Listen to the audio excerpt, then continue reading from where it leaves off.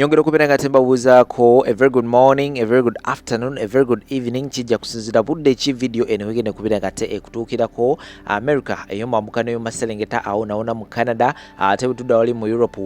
UK, Belgium, Sweden, Scotland n'ensi ezitoloddewo awo nyongera kubeera nga tembabuuzaako abalabira ku ddungu Saudi Arabia, Qatar, Dubai, Bahrain, Oman, Kuwait, Jordan, Yemen, Iraq, UAE awo nawona ku ddungu nammwe nyongera kubeera nga tembabuuzaako Africa yona okutwaliza wamu nammwe sebeerabidde kasubire buli kimu kitambula bulungi malidadi sana abeera Fahad Prayogi okubeera nga tekunoonyeza amawulire nga bwe gatambula mu ggwanga Uganda n'ebula ggwanga yonna video ng'enkola ffe bw'ebeera kutandika na kubeera nga te oginterako ekiga likinga sharingirako abalala nga bw'osobola comment section nayo ebeera open tekigenda kubeera nga te osula wansi endowoozayo just in case ng'olina kyewandagenda okubeera nga te oyogerako wansi awo kakati njagala bazzayoko emmewe katini omujjukira emmeri yava mu ggwanga erya America era nga emmeri eno bwe yava eyo yasibira butereevu mu ggwanga erya Kenya era nga yamalirawo ddala sabbiiti eziwerera ddala 3 nga buli omu yeebuuza bannaye emmeri eyo yanoonye eki awo ku muliro wano mu ggwanga erya Kenya wano mu ggwanga Uganda twali ku bunkenke of course olw'ensonga nti twali tugenda mu kalolo ka 2021 nga buli omu yeebuuza ekituufu kye emmeri eno size zino emmeri eza bulijjo era nga emmeri eno America etera okubeera nga te egisindika mu bifo ebyenjawulo kubeerako ebyokulwanyisa kubeerako n'ennyonyi ez'enjawulo so buli omu yali yeebuuza ekituufu kye ki abantu bano basindisa batya emmeri nebeera nga ate parking awo ate nga tugenda mu kalolo ka 2021 so wayitawo ebbanga nga liiryo emmeri eyo nebeera nga ate evaayo era yeyongerayo I think lyali mu ggwanga lya Mogadishu gye yakwata sides eyo era nga bakulu mu ggwanga erya America babeyo ne bategeeza ne bagamba nti baali balawuna ebifo ebyenjawulo era nga mbu bwe bava mu ggwanga erya Kenya baali balina bebagezaho okubeera nga ate balaba so kwe kubeera nga ate beeyongerayo mu ggwanga erya Mogadishu omwezi oguwedde omwezi ogwa November ekintu kye kimu kyasobodde okubeera nga ate kibeerawo mu ggwanga Uganda ekyenjawulo si mmeri eyazze wabula nnyonyi waliwo ennyonyi yalabiddwako ku ntandikwa y'omwezi guno yayingidde eggwanga lya Uganda nebeera nga ate yeebongera mu bbanga awo emirundi egiwera ddala 3 nga bwefuluma bweyingira era nga kino kyalesewo ebibuuzo bingi nnyo abakulu olwazuumiza ne babeera nga ate beetegereza ennyonyi eno bavuddeyo ne babeera nga ate bakakasa ne bagamba ennyonyi eno size zino ennyonyi eza bulijjo zitera okubeera nga ate zitwala abasaabaze wabula zino ze nnyonyi ezitera okubeera nga ate zisindikibwa mu bifo ebyenjawulo okubeera nga ate zikuba ebifaananyi bakakasa ne bagamba nti ennyonyi eno nkola ya mu America era nga basigadde beebuuza lwaki America yandibadde esindika ennyonyi yayo okubeera nga ate eyingira mu Uganda nga tesabye permission nebeera nga ate ekuba ebifaananyi ebifo ebyenjawulo ebyenkizo era nga Abamerica tebanaba kubeera nga ate bavaayo okubeera nga ate babaako kye boogera ku nsonga eno ennyonyi eno bwe yamaze omulimu gwayo gw'okubeera nga ate ekuba ebifaananyi yagenze butereevu mu ggwanga ly'e Congo era eyo gye yabulidde teyazzemu okubeera nga ate erabikako kakati no agenda kubeera nga tembatirawo obutambi mwongere okubeera nga temulaba embeera nga bweyimiridde essaawa eno kenda wansi awo mu comment section osobola okubeera nga ate naawe osula endowoozayo ag'oluwuuza ki ennyonyi eno ageze kubeera nga ate ekola ki mu ggwanga Uganda n'okubeera nga ate etuuka ku ssa n'okubeera nga ate ekuba ebifaananyi ebifo ebyenkizo mu ggwanga Uganda so ngenda kubeera nga ate mbaterawo ensonga ezo ez'ennyonyi yayingidde mu ggwanga Uganda wo ezituuse saako n'obutambi obulala bungi nnyo video nakutegeezeza beera nga te oginterako ekigawo likinga sharingirako abalala comment section nayo ebeera open obanga olina ka comment ko of course ku bikibi byogenda okubeera nga ate olaba tekigenda kubeera nga ate okasulawo awo twegatteko mu butongole ng'osubscribinga ka notification bell kokoneko kajja kubeera nga ateekako alatinga buli lwena bandese video awo kankutera ensonga zino asaako n'obutambi obulala bungi nnyo temuvaawo. About reports that an American surveillance aircraft has violated our sovereignty on 3 occasions. For us, we can violate the one of Kenya and then complain when America is violating ours. But we need you to allay our fears. Because the background to this is that you had the CDF giving American ambassador 48 hours to apologize to his father. Subsequently, you have an American surveillance aircraft violating our airspace. So can government lay our fear that we are not at war? I don't know what's wrong with the LDUs. This is a very serious matter. abo bennyini be batandika ekiboozi ky'emmeri kakati wuuyo atandise kutembeeta kiboozi kya nnyonyi za Amerika ezeebongera mu bwengula bwa Uganda nkola yaabwe buli bannayuganda lwe baba nga basobola okusitukira wamu balwanirira ensi yaabwe abo be babadde nga battanga molaalo yaabwe nti Amerika egenda tuweereza obuyambi kubanga yekyasinza amaanyi okulonda kwa 2011 Museveni yaleeta kipropaganda ky'emmeeri abo abakulu nga be bali mu kitembeeta bannayuganda abaali abanyiivu olw'akalulu akaali kaakababbibwako bonna ne bazembeya balinda Amerika emmeeri ya Amerika eri ku mwalo e Mombasa egenda kujja efuggaze Museveni ng'abo be bakitembeeta. Kaakati wuuyo atandise okutembeera ky'ennyonyi ya Amerika etambulira mu bwengula bwa Uganda. Gwe weebuuze oyo yalina okubeera omweraliikirivu ku nnyonyi ya Amerika eyeebongera mu bwengula bwa Uganda. Lwaki si mubaka wa NRM essaawa eno ye mweraliikirivu ku nnyonyi ya Amerika eyeebongera mu bwengula bwa Uganda? Mbadde mmanyi nti oyo amaze emyaka n'ebisiibo ng'agamba nti alwanyisa gavumenti ya Museveni okuva mu 2006 lwe yayingira paalamenti. Ate ennyonyi ya Amerika ezze mu bwengula bwa Uganda ate yalina okulaga obweraliikirivu ku yo. Kyogamba erirayikire kusaanyawo bannayuganda oba erirayikire kuggyako gavumenti ya Yoweri Kaguta Museveni? Ku munnayuganda munnansi ne gavumenti ya Museveni ani alina okusinga okuba omweraliikirivu ku nnyonyi ya Amerika gye balabidde mu bwengula bwa Uganda? Lwaki si mubaka wa NRM yayimiridde ku fuleeyo ng'alaga obweraliikirivu ku kikolwa ng'ekyo eky'ejjooga eky'Amerika okujooga gavumenti ya Uganda, kubanga ennyonyi yazze ne gavumenti ya Uganda tegimanyiiko? Kakati Ssemujjuŋŋanda ye yali badde ateekawo embeera nti mweraliikirivu nnyo ennyonyi ya Amerika gye yazze nga ne gavumenti tegimanyiiko, yalabikiddeko mu bwengula bwa Uganda. Lwaki si mubaka wa NRM? Lwaki ggwe? Kakati mutandise okuvuga ekintu kyammwe ekirala. Mutandise okuvuga ekintu kyammwe ekirala eky'ennyonyi ya Amerika era mumale mukisindikire ffe. Timwatugamba ennyonyi ya Amerika ezze kuggyako Museveni. Bo bennyini be bakuliyetingawo ebirwadde ate ne bewunzika nga birina kubeetakuliza ffe. Baleeta agaboozi gaabwe wakati nga mmwe mubadde n'essuubi erikola ekintu kyonna eky'okwenunula nga baleetawo ekibeera. Ennyonyi za Amerika zaayiseeko mu bwengula bwa Uganda yerere ate nga Ssemujjuŋŋanda gwa zeeraliikirira. Ennyonyola ebikwata ku nnyonyi y'eggwanga lya Amerika enkesi egambibwa okulabikako mu bwengula bwa Uganda ennaku 3 zino mu bitundu bino. Ssemujju agamba nti gavumenti erina okunnyonnyola bannayuganda ebikwata ku nnyonyi eno n'ebigendererwa byagireese wano mu Uganda. Katonda wa His Excellency Bobi Wine teyeebaka. Oba Bobi Wine tumuyite Fawasiya oba tumuyite Mesaya. Gwe omusajja yakuba tooki ng'agikubira bayimbi banne n'abalaga ekiri mu maaso. Omusajja n'akanya okugamba abayimbi abasajja bagezaako basembeza tebabaagala, abasajja baagala kubaswaza, abasajja baagala kubafuula abasabirizi, abasajja baagala kubakyaya mu bantu ababayimusizza okubatuusa awo, abantu ababa bawagidde kuva ku 15 nga bayingira ebivulu byammwe. Bannaye ebisajja byavayo ne bibuukira His Excellency Bobi Wine nga bikulembeddwa bwannaddirisa oyo omutuusa atuyita atya abasabirizi, atuyita atya ababbeegazi, ye yakatuwaayo mmeka, yatukoledde ki? Weebuuza n'ogamba kyogamba Bobi Wine yakolekitinga omusolo gwammwe, kyogamba mulina kufukamira ku maviivi abantu abandisa public services ne muzibanja gavumenti eno bannayuganda bonna bazibenefitingemu, wabula mmwe mwekozemu akakuuni akagurupu mufuusa abasabirizi naye nga babafuula abasabirizi tebalina kitone mu bulamu. Si basambi ba mupiira, si bakubi ba bikonde, si bayimbi, kwegamba b'ekitone kye balina kimu kukoleza kasegereti, kukwata muggo kulunda nte, kukwata mundu nga kye kitone kye balina. Olwaleero Salimu Sale amaze okubakyaya mu bantu, abantu babakyaye, olwaleero mukyazunga mugenda ggulu abagobye. Agambye abakooye Bwana Dirisa Musuuza statement ya Salimu Sale okugamba handle those musicians yoke kumala era ekulaga nti bakuwa ssente. Kyegezo omusajja asooka n'akuwa biliyoni 3 mweteeketeeke n'abongera biliyoni endala 13 ze mwawoza nti mulina sako era ne tubalaba nga muliko mu mamba, simanyi mulunda mamba awo wonna nga muteekateeka ngeri yakuba waamu ssente. Omusajja n'akwata ssente n'azibawa. Kyokka omusajja olwaleero yeewuunya okubanga yabawa ssente ne muba nga mukyazunga muvuga emmotoka okuva eno e Kampala ne mugenda eggulu mayiro na miles ne mwebaka ku streets, ate n'ab'eggulu baayomba nti babakooye okubalaba eyo ewaabwe olw'okuba muzze okusabiriza Salimu Sale. Katulwaliro omusajja abagambye abakooye mumutataaganya. Imagine omuyimbi okwetaliira ku Salimu Sale nti asaba Christmas festivals. Kino kye twabagamba kitegeeza olwaleero abantu babakyawa mutya n'okutegeka obuvulu, muti okutegeka bu concerts ne bapromota bati okubategeka kubanga abantu babakyawa. Nalaba upcoming wano, nalaba abayimbi just nga abantu bayamba nabayambye okuwuliza music wamu namwe mwekunganyiza muli mabega wa Didisa Musuza kati Didisa Musuza ye ya lobbying akafo simanyi senior presidential advisor on creatives as if tetulina ministry ya gender and social ya wasa minister kakati mwabali bazunga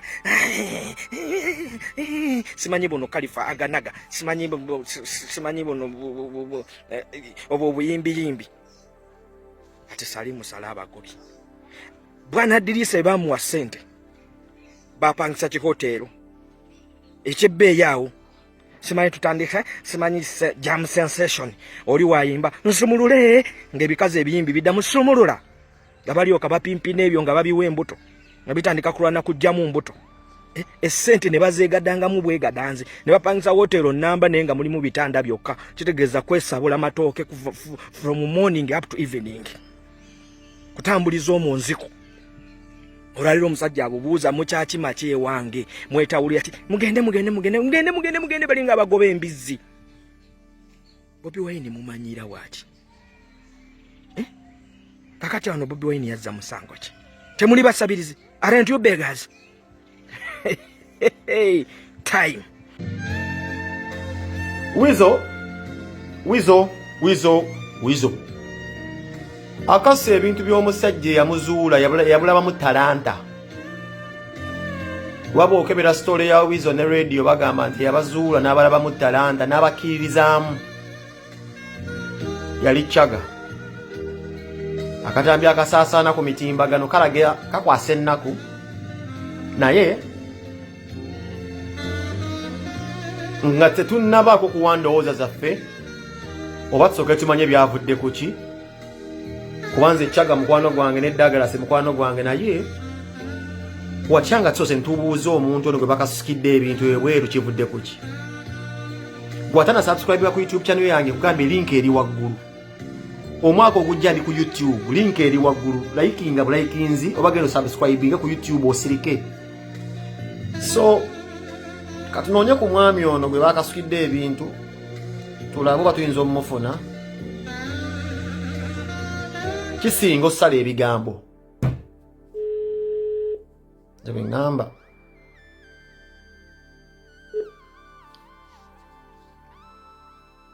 Big Papa Penge o wano Big Papa no Penge Penge bane bade kunonya Penge bade kunonya Zembadde singo kwagala kwa katambi kankanze mwana Banake simu je nalini na jigezeza kodda ngamba nzijewa Rasta no Jiburiru yampadde namba nangamba munonye kyekiriwula sita byo bibadde bitya ekiro kye Rasta Jesse Rasta kulabisa naye nga kulabisa naye nga it's a blessing in disguise njagala playing cards bulungi Yes sir. Waliwo obuzibu bungi bumaze like a week izokala namu naye byonna bwena kati bali mu kwakitinga ku nnafuya Yes sir. buzibu bungi wembadde nzija okisa kyo yavudde ku night gye bafunira ne mmanja ku kasente Yes sir. kakati ne bijjamu n'okuba banja mbabanja akasenegali tebaagala kundipana biki nemanja n'ebintu radio nebagandika n'emyaka kati mukaaga radio okubala yafa kakati muba munyigiriza nze kati ate percentage y'omukulu munaasobola mutya onfuna Yes sir. Kufuna sebo. Onfuna Yes sebo. Nkufuna sebo, nkufuna Chaga. Nkufuna Rasta, nkufuna nkuulira. Kakati muna erasikiwo olunaku olwo lwaliwa waliwo naiki ekifo kye bayitanga debosi akojjidde okujja mu Uganda nkijjukira ebbala eryawo kansanga nga ku Galaxy bafunawo naiki kati wizo abeerawo every Wednesday onfuna kati Wednesday twali twabakubayo wiiki bbiri twateekayo omukyala w'omukulu yakola receiving naye nga naiki yange onfuna Yes sebo. kakati naite yokubine nabanjayo kwe bagana ye naite ite mwampa tiri nebiranga birimu ko kubuyo anenge je bali bakuru banywa mu kutekira nze munyo wakabya kange ka kilabu ngawo manyo tero kusangala muyanga nyede kabia nemvaawo nengekena kubale ndala gituli ekyokumu ekyencha kumachanga omanyiga netibiba byakiro was approaching morning ngenda kushanziba mukyala wawuzo gye yajja nansanga nfuna yagira kaboda tayambande gato owuza mami kiiko bava kulwana muno ndewuzo nabaleseeyo yanzuukirako obutuukizi anyambalira nfuna mpulira angamba mwaliwo gye yajja alowooza ddaga ndowooza ddaga yali avuddewo bali yajja alowooza ndi neddaaga wendi yasangawo nze yabukidde ayogedde yanvuma for over 30 minutes nankwata tayize nensikuma eri mukawuzo nenkola ki nembohaka nebifuluma nti ate nakuba mukawezi nenda okulaba n'olweggulo ngaweza nkubira afunyiza referensi nti nakubye musaala we nga sitwasiza tukubanga nakola nabuuza ne bagamba owavuddewo wizo naye yamaze najja nabikonsalinga ne mukyala we ne banywa omwenge from that bar paka sawa 10 nemmanya nti ako kapija omukulu kadde kakuddeyo ngenda okulaba enkeera ngera tebizikira ebintu bitandise week ago imanya bawulirako ne ku story waliwo ezasooka okufuluma like 3 weeks nebagamba kyaga yavaako ezo ndaziwulire ebyo nabiwulire bingi naye kakati munaye nga nsooka kumanya omuzannyo guno ani director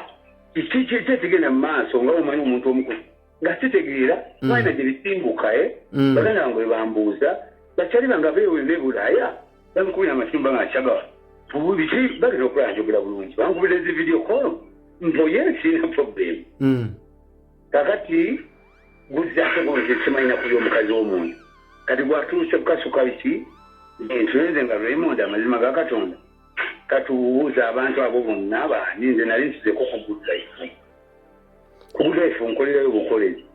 anange neewunyiza tosula ku good life neewunya biro byakasuseya kulabi ndaba bali mukulabisa nsulanga ku good life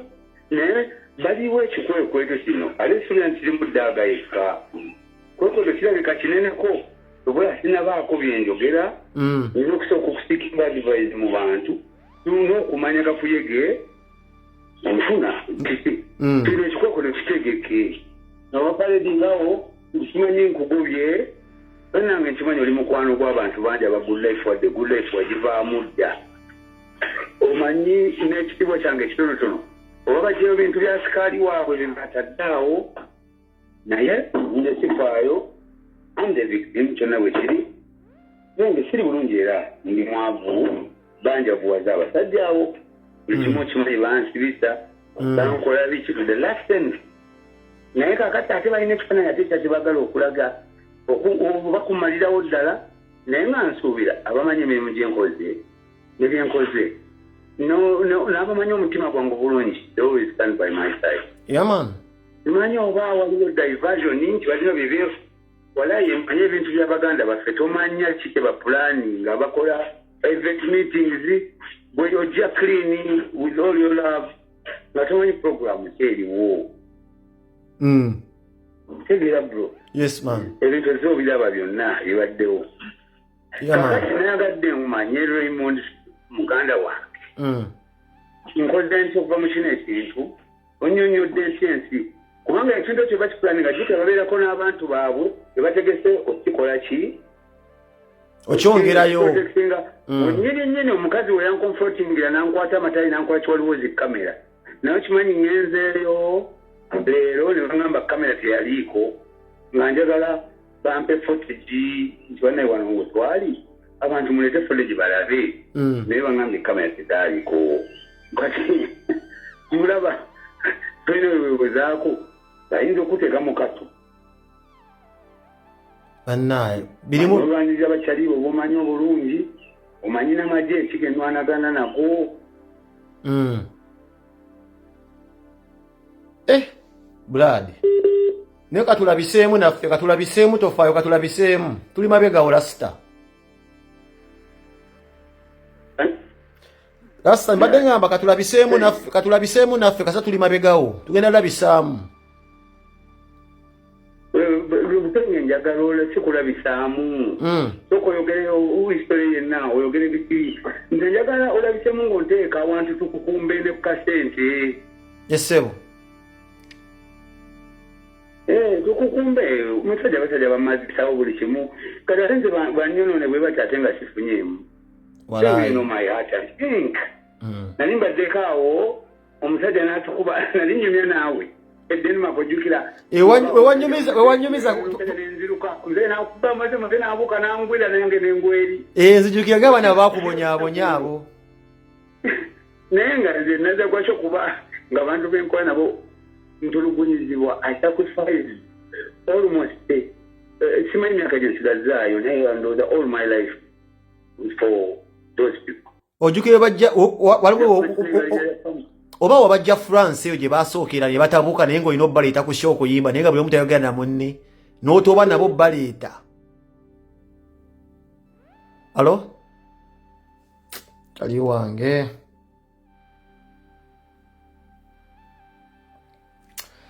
omusajja wange ono nze nzijukira ku sheemu gy'abadde agala obbanyumiza twali Denmark ne Chaga nga mmoze erwanya edda ne Wizo naye nga manager nga taata yatoba n'abaana bonna obbaleeta ku show yimba nga tebagala nakwetunuulira